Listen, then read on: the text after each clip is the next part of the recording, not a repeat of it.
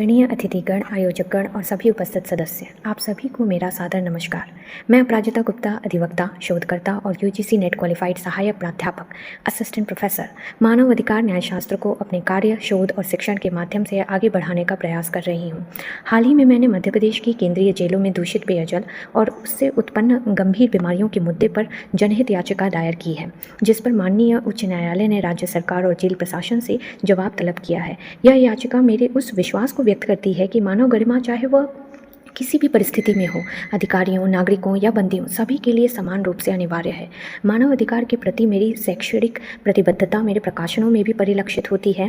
कुछ लेख जैसे कि redefining gender realities, empowering marginalized communities through Disha scheme, media influence on juvenile delinquency and reimagining juvenile justice जैसे मेरे शोध पत्र विभिन्न राष्ट्रीय और अंतर्राष्ट्रीय मंचों पर प्रस्तुत किए जा चुके हैं। साथ ही महिलाओं के अधिकारों पर मेरा लेख women's rights and legal protection against harassment भी प्रकाशित हुआ है।